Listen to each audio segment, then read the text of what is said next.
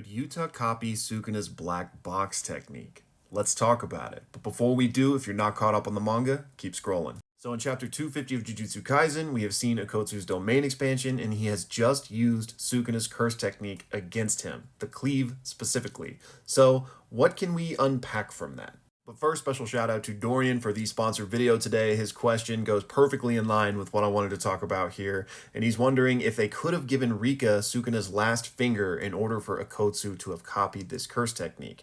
Because while we've never explicitly gotten the exact specifications for how Akotsu can copy someone's technique, the heavy implication thus far is that Rika needs to consume part of the person that has the curse technique in order for Akotsu to then copy it. So let's examine this. If Rika did indeed eat part of Sukuna to give Akotsu that technique, what options even were there for that? And just like that sponsor question asks, perhaps it was Sukuna's 20th finger. Now, I'm not going to get into the theories on Sukuna's 20th finger.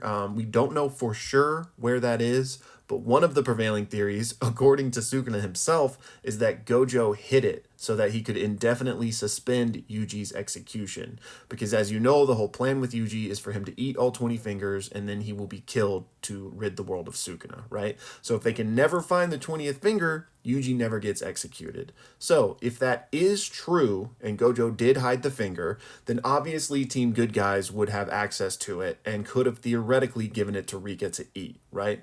However, I personally don't think that's the case, because if Rika could just consume Sukuna's fingers, then that seems like it would have been a potential solution all along.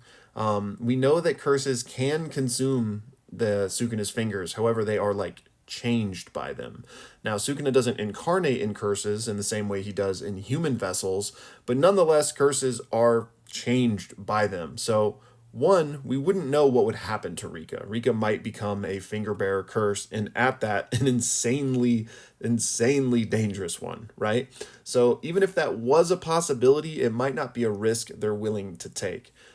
Secondly, it also brings potentially Sukuna's finger to Sukuna. Like if Rika is to get destroyed or whatever the case may be, Sukuna gets his 20th finger and may get more powerful. I don't want to open that can of worms, because Sukuna did eat, his head or the rest of his mummified body, and he himself said that would more than make up for a finger. But still, you got to think hypothetically, if he did come across that last finger and ate it, it wouldn't make him weaker, so it might only make him stronger. But anyway, to wrap this up, at the end of the day, I don't think Rika would have eaten the finger. So what other option even is there? Well, lest we forget, Himothy Himaruma himself cut off one of Sukuna's hands with the executioner sword. So there is an appendage just lying on the battlefield for Rika to potentially eat.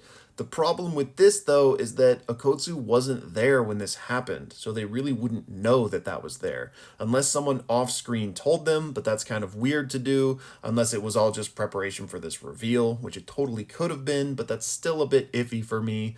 But maybe also Rika has some sort of awareness of these types of things, because we do know that when Akotsu first opened the domain, Rika was kind of absent for a few panels, so perhaps she was off gobbling up that hand, right? Again, I kind of have some issues with it, since the fact that they didn't know is just kind of weird to me, but, we could chalk it up to that. It is at least a possibility. Now, there is one more idea I had that is way more out there, but it's at least theoretically possible, and that is Rika could have eaten a part of Yuji, because as Gojo told us at the very beginning of this manga, at some point Sukuna's curse technique would be, engraved on his body from being submersed in it so long, right? So even though we haven't seen Yuji use cleave or dismantle or anything yet, maybe it's still possible that eating a piece of him would grant Akotsu access to it. Me personally, I don't think that's what happened, but it's at least possible. Now, if it's none of those things, that really only leaves a couple of options. The first is that the requirement is something else entirely that we don't know yet. It's not eating, but whatever it is, Akotsu satisfied it, right? So we would just have to find out more in that case. The other option would be that within the domain, there are no requirements and Akotsu can just do whatever, really. And there is some dialogue that says Akotsu can use the techniques unconditionally. However, to me, that doesn't mean that he can just use any technique under the sun, because one, that really wouldn't make sense. Like, what would be the limit in that case? Just having seen it before? Maybe, but again, I don't think that interpretation makes sense. Instead, I think that means that there are no limitations on the ones he's already copied. So for example, like Inumaki's cursed speech, we know that like gives you some vocal cord strain or whatever you want to call it, right? But I think in this domain, Okotsu wouldn't have to worry about any of that. He could use cursed speech as much as he wants as long as he finds the sword for it, and there's going to be no drawbacks. Anyways, all of that aside, he's copied the technique somehow. We know that because he used it. So now the more interesting question to me is, can he use this? Because we still have this huge question mark around what Sukuna's true technique even is. So the fact that Okotsu can use cleave, does that mean he also has access to shrine or whatever it is you want to call this? Could this be a clue that cleave is truly his technique?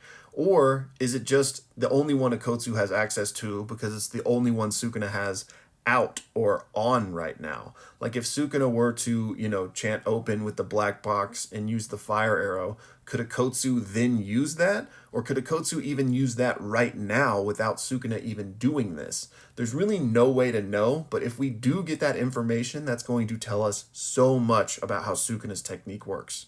It also begs the question of just how much does Okotsu know about techniques he's copied, right? So far, everyone he's used, he's seen other people use. So even if, let's say, he did theoretically have access to this right now by nature of how his curse technique works, he might not even know that because he's never seen it used in this way. So again, I can't really draw any concrete points from this. I'm more so just wanting to get a conversation going with you guys in the comments, but I just really, really hope we either see Sukuna do this to then see what Okotsu does in response, or the most hype version of this would be Okotsu doing this before Sukuna does.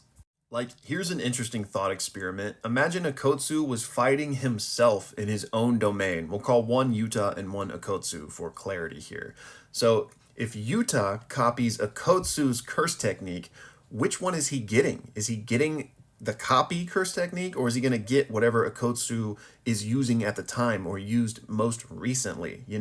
It's kind of hard to say. We've never seen that interaction happen. So in Sukuna's case, if this black box is some sort of collection of curse techniques, which I'm not saying it is, but if it was, Okotsu might only get access to cleave because that's the one Sukuna is using currently. I don't know, y'all. We've got a lot to think about, so please hit me in the comments with not only how you think Okotsu got Sukuna's curse technique, but also maybe your best guess on what this interaction is with the black box.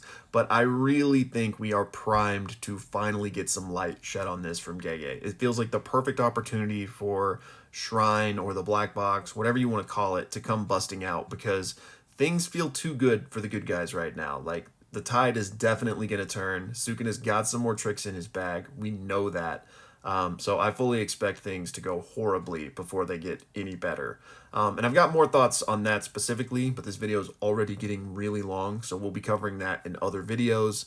But yeah, I'm still very, very worried for Okotsu.